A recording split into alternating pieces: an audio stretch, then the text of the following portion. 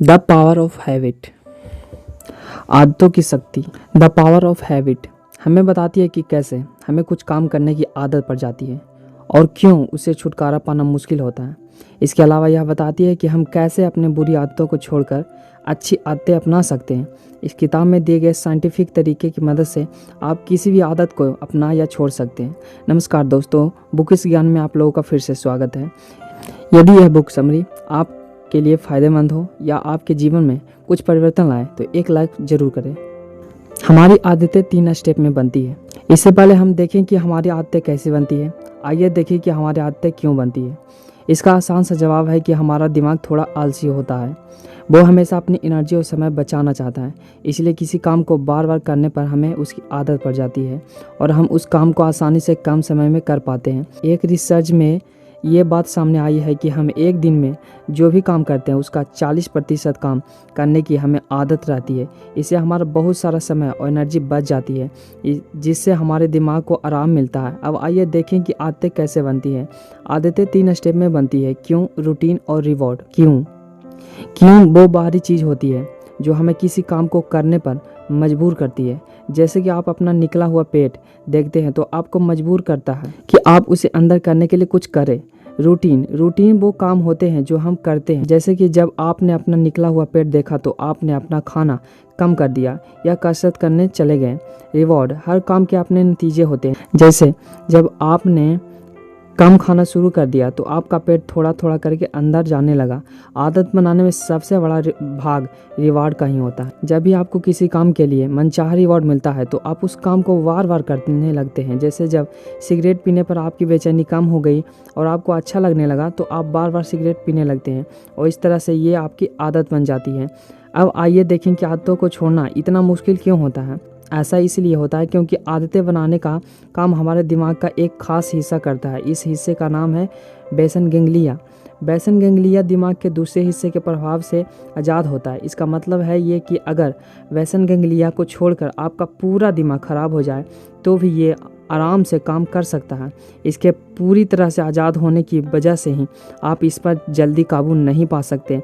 हालांकि इस पर दूसरी तरीके से काबू पाना संभव है। रिवॉर्ड न मिलने पर हमें उस रिवॉर्ड की तलब होने लगती है। जब रूटीन के बाद हमें रिवॉर्ड मिलता है तो हमें खुशी होती है, लेकिन जब हम अपनी आदतों को छोड़ देते हैं तो हमें रिवॉर्ड नहीं मिलता और हमारे दिमाग को उस रिवॉर्ड की तलब होने लगती है, जिसकी वजह से हमें फिर से अपनी उस आदत को दोहराने का मन करने लगता है। अगर आपको सिगरेट पीने की आदत हो और आप एक दिन फैसला करें कि आप सिगरेट पीना छोड़ देंगे तो आप ये महसूस करेंगे कि सिगरेट ना पीने पर आपको उसकी तलब होने लगती है। ऐसा इसलिए क्योंकि सिगरेट पीने पर आपको बेचैनी कम होती है या फिर आपको अच्छा लगता है। अब क्योंकि आपको वो रिवॉर्ड नहीं मिल रहा है, इसलिए आपका दिमाग आपसे वो काम करवाना चाहता है। जानवरों पर किए गए एक रिसर्च में ये बात सामने आई है कि रिवॉर्ड मिलने से पहले ही हमारा दिमाग रिवॉर्ड के बारे में सोचने लगता है और रिवॉर्ड ना मिलने पर हमारी बेचैनी बढ़ जाती है या हमें गुस्सा आने लगता है। यह बात अच्छी और बुरी दोनों ही आदतों पर लागू होती है। मान लीजिए आपका खाना खाने के बाद फ्लॉस करने की आदत है। अगर आप एक बार फ्लॉस ना करें तो आपको बार बार लगेगा कि आपके दांत में कुछ फंसा हुआ है और आपको फ्लॉस करने का मन करेगा। बड़ी बड़ी कंपनियां आपके इन्हीं आदतों का फ़ायदा उठाती है। वे कुछ ऐसे प्रोडक्ट बनाती है जिनसे आपको रिवॉर्ड मिलता है और फिर आप उस प्रोडक्ट को अपने आदत बना लेते हैं। जैसे फेसबुक पर ज़्यादा लाइक्स मिलने पर आपको खुशी होती है। धीरे धीरे आपको फेसबुक की आदत पड़ जाती है। आप अपनी आदतों को बदल सकते हैं। जैसे कि पहले ही बताया गया है कि किसी भी आदत को छोड़ना इतना मुश्किल इसलिए होता है क्योंकि हमारे दिमाग को उस आदत में मिलने वाले रिवॉर्ड की तलब होने लगती है। इसलिए किसी बुरी आदत से छुटकारा पाने का आसान तरीका है कि आप अपने उस तलब को किसी दूसरी तरह से शांत करें। जैसे कि अगर आपको शराब पीने की आदत है तो आप खुद से सवाल पूछिए कि आप शराब क्यों पीते हैं। क्या आपको बेचैनी होती है? क्या आपने अपने तनाव को कम करने के लिए शराब पीते हैं? क्या आपका ब्रेकअप हुआ है? क्या आपको कोई चीज़ परेशान कर रही है? आपको जिस भी वजह से शराब की ज़रूरत महसूस हो रही हो, आप बस उस वजह को शांत करने का कोई दूसरा तरीका ढूंढ लीजिए। जैसे अगर आपको कोई चीज़ परेशान कर रही हो तो आप अपने लिए किसी अच्छे दोस्त से बात कीजिए। इससे आपकी उलझन कम हो जाएगी और आपको शराब की तलब नहीं होगी। धीरे धीरे आप देखेंगे कि आप उस आदत से छुटकारा पा रहे हैं। लेकिन कभी कभी ऐसा भी होता है कि उन आदतों को छूटने के बाद भी हमें कुछ दिन बाद उस काम को करने का मन करता है। जैसे कि अगर आपको खास दोस्त जिससे आप बातें किया करते थे वो अब आपके संपर्क में नहीं है, या फिर आपका उससे झगड़ा हो गया हो, तो आपको फिर से शराब पीने की आदत पड़ सकती है। अक्सर ऐसा इसलिए होता है क्योंकि ऐसे हालातों में आपको लगने लगता है कि आपका साथ देने वाला कोई नहीं है, तो आप शराब को ही अपना साथी बना लेते हैं और फिर शराब पीने लगते हैं। तो इससे छुटकारा पाने के लिए हम क्या करें? ऐसे हालातों में आपको ये भरोसा करना होगा कि आप अकेले नहीं हैं, भगवान आपके साथ है और हमेशा ही आपके साथ रहेगा। अगर आप धार्मिक बन जाएं, ध्यान करें और भगवान पर भरोसा करें तो आपको हर हालात से लड़ने की ताकत मिलेगी। आप अपनी आदतों को धीरे धीरे करके बदल सकते हैं। आप अपनी आदतों को तुरंत नहीं बदल सकते। अगर आप कोशिश भी करते हैं तो आदत ना बदल पाने पर आप हारा हुआ महसूस करेंगे और जल्दी ही हार जाएंगे। इसलिए ज़रूरी है कि आप अपनी आदतों को थोड़ा थोड़ा करके बदलें। जब पॉल ओनील एल्कोवा एल्युमिनियम कंपनी के सीईओ बने तो उन्होंने अपने कर्मचारियों से कहा कि वो पहले इंडस्ट्री की साफ सफाई पर ध्यान दें और सबके लिए एक सुरक्षित माहौल तैयार करें। एल्कोवा कंपनी पहले से ही नुकसान में चल रही थी। ऐसे में जब पॉल नए सीईओ बने तो सबको लगा कि वे कंपनी को फ़ायदे की तरफ ले जाने के बारे में कुछ सोचेंगे, लेकिन उन्होंने सारी बातों को बगल में रखकर पहले सुरक्षित वातावरण पर ध्यान दिया। इससे इन्वेस्टर्स थोड़े नाराज हुए। सबको लगा कि अब अल्का कंपनी पूरी तरह से डूब जाएगी, लेकिन ऐसा नहीं हुआ। एल्कोवा ने पहले ही साल 5 गुना ज़्यादा फ़ायदा कमाया। ऐसा इसलिए हुआ क्योंकि आदतें सुधरने की वजह से वहाँ के लोगों की सोच भी सुधरी। जब वहाँ के मैनेजर्स और कर्मचारी कुछ ऐसे उपाय के बारे में सोचने लगे जिससे वे सेफ तरीके से एल्युमिनियम की चीज़ें बना सके, इसका फ़ायदा ये हुआ कि कंपनी धीरे धीरे फ़ायदे की तरफ बढ़ने लगी। इसी तरह से अगर आप अपनी छोटी छोटी आदतों पर ध्यान देंगे तो आपको एक दिन बड़े बड़े फ़ायदे ज़रूर मिलेंगे। अगर आप मोटे हैं और आपको वजन कम करना है तो आप पूरी तरह से डाइट पर जाने और कसरत शुरू करने के बारे में मत सोचिए। आप धीरे धीरे ही अपने खाने की आदतों को सुधारिए। आप एक दिन फ़र्क महसूस करेंगे। अगर आपके पास इच्छा शक्ति है तो आप कोई भी आदत अपना या छोड़ सकते हैं। अगर आप वाकई अच्छी आदत बनाना चाहते हैं तो आप अपनी इच्छा शक्ति को मजबूत करने की आदत बनाइए।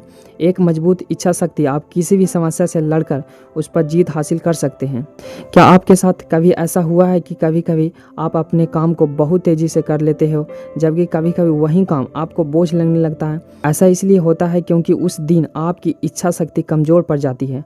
आपकी इच्छा शक्ति भी कभी कभी आपकी तरह थक जाती है। इच्छा शक्ति को मजबूत करने के लिए आप अपने आप को ट्रेन कर सकते हैं। जैसे कि अगर आपने कभी हवाई जहाज़ में सफ़र किया हो तो आपने देखा होगा कि एयर होस्टेज का व्यवहार बहुत अच्छा होता है। वे सभी यात्रियों से शांत स्वभाव से बातें करती है। अगर कोई यात्री गुस्सा करने या लड़ने झगड़ने लगता है तो भी वो शांत से उनको संभालती है। एयर होस्टेज को ऐसा माहौल के लिए तैयार किया जाता है, उन्हें ट्रेनिंग दी जाती है अगर ऐसे हालात आएँ तो उन्हें क्या करना चाहिए। इसी तरह से आप भी अपने आप को हर माहौल के लिए तैयार करके अपनी इच्छा शक्ति को मजबूत कर सकते हैं। एक और रिसर्च में ये बात सामने आई कि अगर आप कोई काम अपनी मर्जी से करें तो आप उस काम को अच्छे से कर पाते हैं। जैसे कि आप जब कहानियाँ पढ़ते हो तो आपको अच्छा लगता है और आप उसे अच्छे से पढ़ भी पाते हैं, लेकिन अगर आप अपने जॉब के किसी असाइनमेंट के लिए कोई आर्टिकल पढ़ते हो तो आप बोर हो जाते हैं। इसलिए आप प्रेशर में आकर कोई भी काम मत करिए। इससे आपकी इच्छा शक्ति कमज़ोर पड़ सकती है। कंपनियां आपके आदतों का फ़ायदा उठाती है। जब आप देख रहे हो कि मार्केट में नए नए प्रोडक्ट आ रहे हैं, हर प्रोडक्ट की आपको कहीं ना कहीं ज़रूरत पड़ती है। कुछ आपको सुविधा देते हैं तो कुछ आपकी असुविधा दूर करते हैं।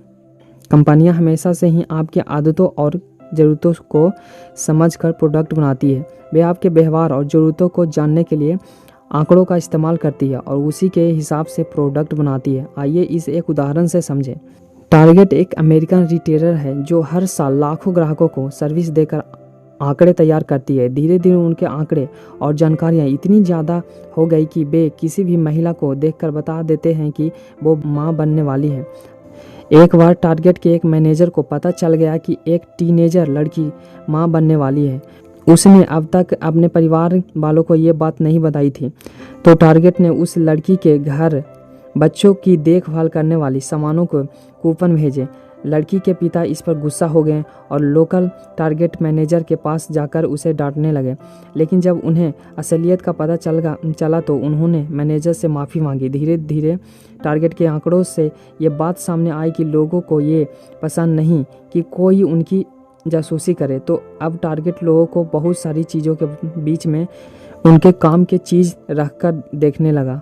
कंपनियां आपकी आदतों का फ़ायदा काफ़ी हद तक इस्तेमाल करती है। जैसे अगर कोई एक नया गाना निकालता है तो वे उन्हें 2 हिट गानों के बीच में बार बार बजाते रहते हैं, जिससे वो गाना भी हिट हो जाता है।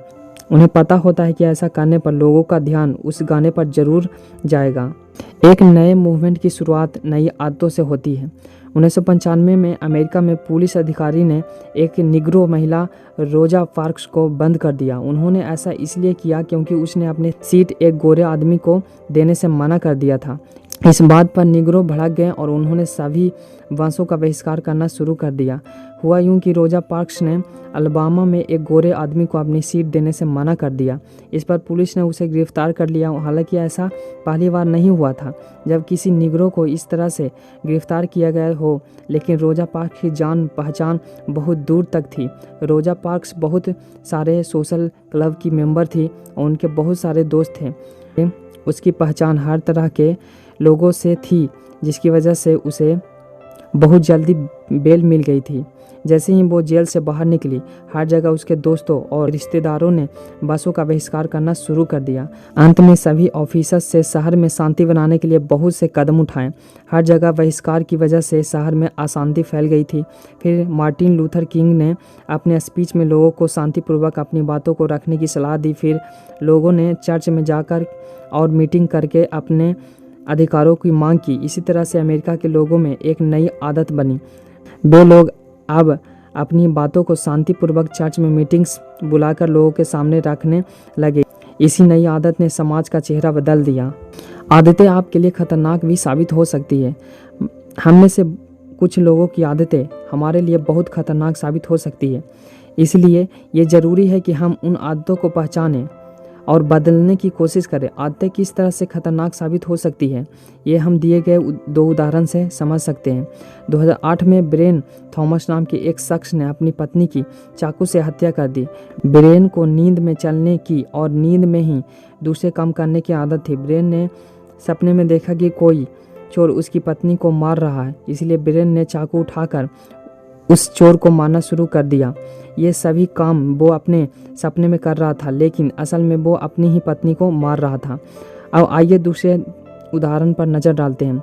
एंजी बैचमैन को कैसीनो में जुआ खेलने की बुरी आदत थी। वो पहले ही जुए में अपना घर और सारे पैसे हार चुकी थी।